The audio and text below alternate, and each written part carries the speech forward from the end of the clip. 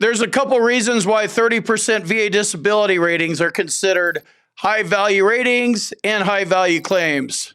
The main thing is you can add dependents. So if you're at 0, 10, or 20%, you can't claim your dependents. At 30%, you can claim dependents. Also at 30%, we're looking at $508.08 per month tax-free. If you have a spouse added on there, you could bump it up to $568.05. And then here's the kicker, and this is where you get a double dip. If your spouse is also a veteran, you could claim each other. So we're talking about $568.05 times 2. That's $1,136.10. Just by you and your spouse that are both veterans getting up to 30% and claiming each other. If you have kids, you get to add on more. So dependent pay doesn't work when you're at 0, 10, or 20%. 30%, high value claims. That's where we're at. Also, a lot of these are going to be secondary claims. So you want to educate yourself about the VA claims process. One place you could do that is in my boot camp. Check it out. Links in the description, combatcraig.com.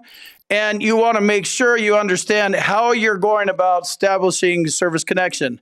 Direct, secondary, pre-existing, presumptive, 1151 claims. That's the first part, and then you need to prove it.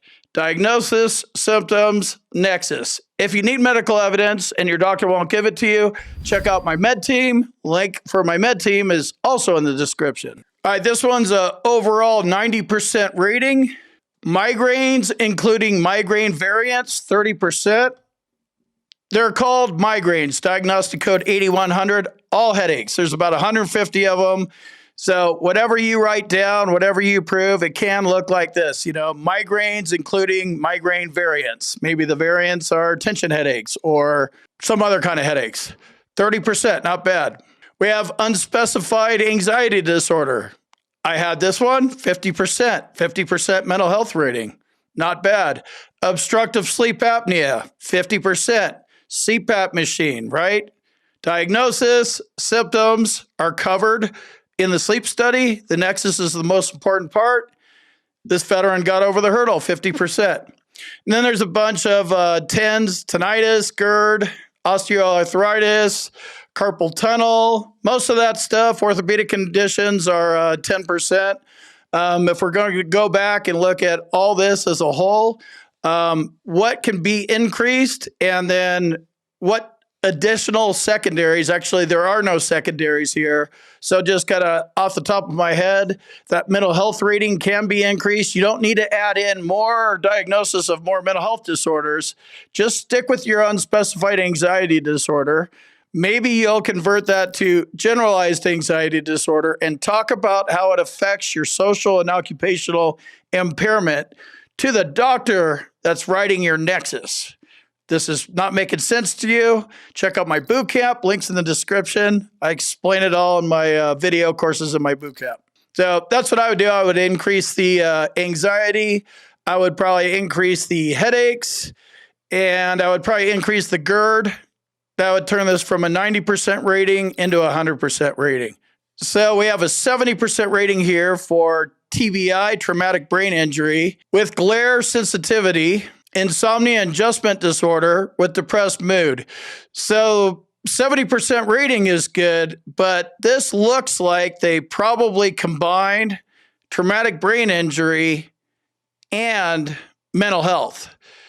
You want your doctor to separate these things because they basically took a 70% rating for a TBI and a 70% rating for mental health and combined them together.